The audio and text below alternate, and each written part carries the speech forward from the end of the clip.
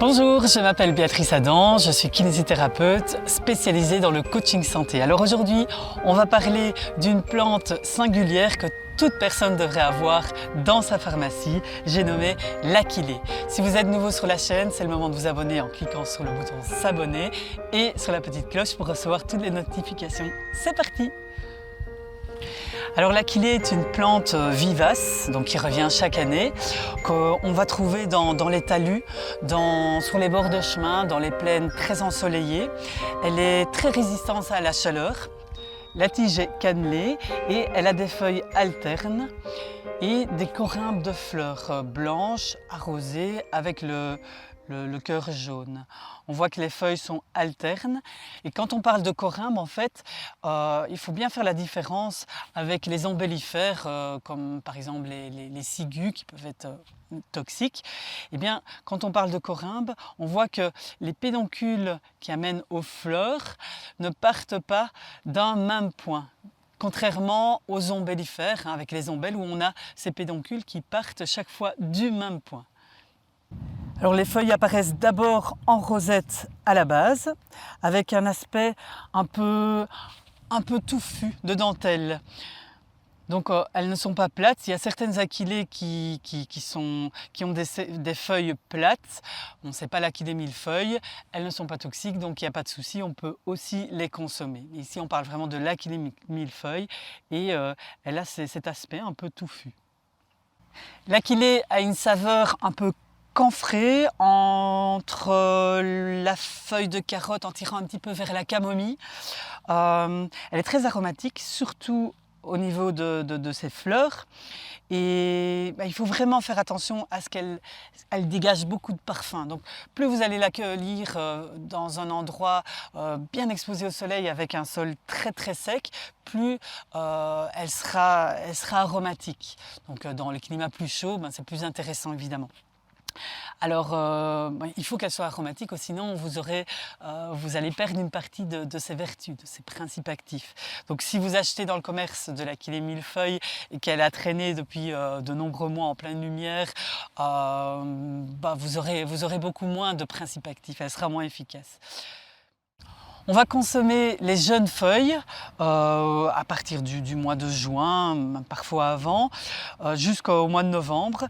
Et on va récolter les fleurs pour soit les utiliser fraîches, soit les conserver pour l'hiver.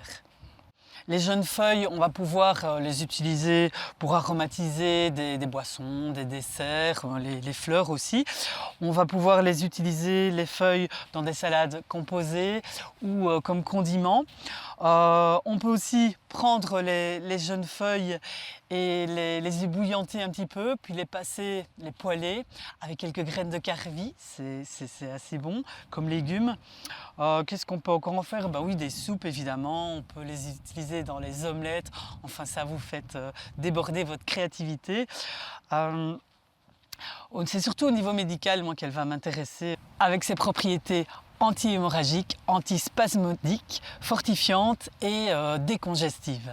C'est une spécifique des troubles de la circulation sanguine, donc elle est hémostatique, donc elle va freiner les saignements en utilisation externe. Par exemple, si vous saignez du nez, vous êtes en balade, vous saignez du nez, vous allez prendre un peu de feuilles d'achillée millefeuille, vous allez les mâcher un petit peu et mettre cet agrégat dans votre nez, le saignement va s'arrêter immédiatement.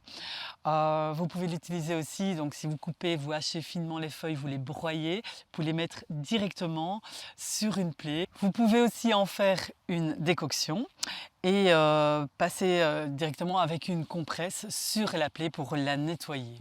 Alors ce qu'on fait aussi, on fait macérer dans de l'huile d'olive des fleurs d'achillée 8 jours en plein soleil et vous aurez une huile que vous pourrez mettre directement sur les plaies.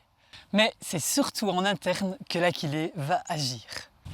Donc c'est une plante essentielle pour les cycles menstruels douloureux. Donc si vous avez des crampes de l'utérus, si vous avez une absence de règles provisoire suite à un choc émotionnel par exemple, eh bien vous allez prendre une infusion d'aquilée 2 à 3 fois par jour. Hein. Vous prenez l'équivalent d'une sommité fleurie dans un peu d'eau et vous buvez ces infusions 2 à 3 fois par jour.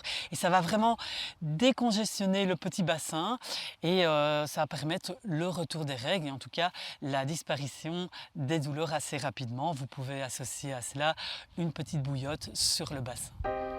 Elle est aussi utilisée dans les troubles liés à la ménopause. Pourquoi? Parce qu'elle va activer le foie avec ses principes amers.